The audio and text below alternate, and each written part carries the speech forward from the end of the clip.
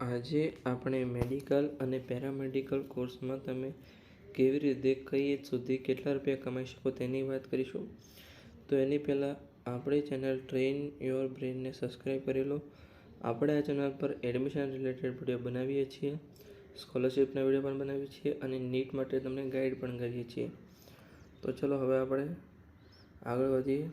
તો કે MBBS, તો કે તમે નીટની એક્ઝામ આપો પછી 5% સ્ટુડન્ટને MBBSમાં એડમિશન મળે છે.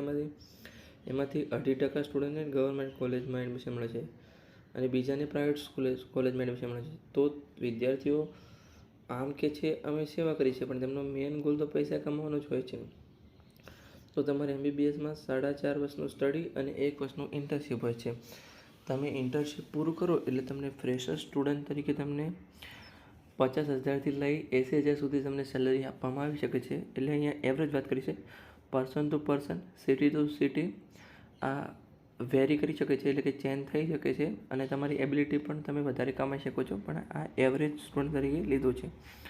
તો તે 70,000 છે. પછી તમે એ પૂરું કરી, તમે MBBS પૂરું કરી તમે MD અને MSમાં એડમિશન લો તો પણ તમને ત્યાં 50,000થી 1,00,000 સુધી સેલરી આપવામાં આવી શકે છે. ત્યારે તમે ત્યાં પણ 70,000 કમાઈ શકો છો. પછી તમે MD MS પછી તમે પ્રેક્ટિસનર તરીકે જોબ કરો તો ત્યાં તમે 1,થી 2,00,000 સુધી કમાઈ શકો છો.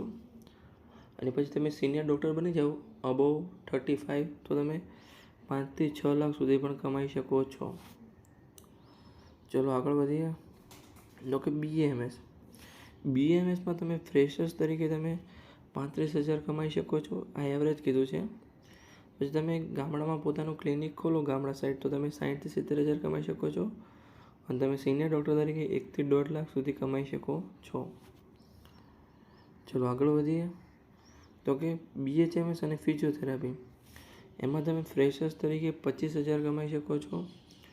પછી 30 વર્ષની એજ સુધી તમે 60,000 કમાઈ શકો છો અને 30+ એજમાં તમે 1,થી 1.5 સુધી કમાઈ શકો છો. ચલો આગળ વધીએ.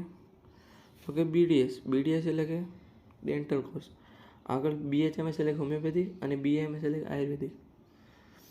હવે BDSમાં દાંતના ડૉક્ટરની વાત કરવાની હોય તો કે ફ્રેશર્સ તરીકે તમે 40,000 કમાઈ શકો છો. પછી તમે MDS કરો તો તમે 60,000 સુધી કમાઈ શકો છો. પછી તમે 30ની એજ સુધી તમે 80,000 સુધી કમાઈ શકો છો અને 40+ની એજમાં તમે 2,00,000 સુધી કમાઈ શકો છો. ચલો આગળ વધીએ. તો કે B.Pharm એટલે કે ફાર્મસીમાં તમે ફ્રેશર્સ તરીકે 40,000 કમાઈ શકો છો. પછી તમે M.Pharm કરો તો 60,000 સુધી કમાઈ શકો છો. પછી 30 વર્ષની એજ સુધી તમે 80,000 કમાઈ શકો છો અને 40 વર્ષની એજ સુધી તમે 1.5 સુધી કમાઈ શકો છો. આ person to person, city to city change થતું રહેશે, એટલે તમે તમારી એબિલિટી આધારે ગણી શકો છો. આમે ખાલી એક એવરેજ ઓવરવ્યૂ તમને ખ્યાલ આવે એવી રીતે રિસર્ચ કરીને ડેટા લખ્યો છે. તો BSc નર્સિંગની વાત કરીએ તો તમે ફ્રેશર્સમાં 30,000 સુધી કમાઈ શકો છો અને એજ ઓફ 40 તમે 80,000 સુધી કમાઈ શકો છો. એમ્સમાં તમે 30ની ઉંમરમાં 60,000થી 70,000 સુધી તમે કમાઈ શકો છો નર્સિંગ ઓફિસર તરીકે. તો આ તમારે વેરી કરતું હોય છે, ચેન્જ થતું હોય છે, પણ તમે આ એવરેજ ડેટા આપવામાં આવ્યો છે. તો આવી જ માહિતી માટે આપણે ચેનલને સબસ્ક્રાઈબ કરી લો. આપણે જો એક પ્લેલિસ્ટ છે ગુજરાત એડમિશન પ્રોસેસ, એમાં બધા એડમિશનના વિડીયો છે. પછી નીટ 2025માં નીટ રિલેટેડ વિડીયો છે, ગાઈડન્સ આપ્યું છે અને શિષ્યવૃત્તિમાં હું બધા શિષ્યવૃત્તિના વિડીયો આપું છું. MYSY હોય, ફ્રી શિપ કાર્ડ હોય, નમો લક્ષ્મી યોજના હોય. તો આપણે ચેનલને સબસ્ક્રાઈબ કરી લો. તો ચલો હવે આ વિડીયો અહીંયા પૂરો થાય છે.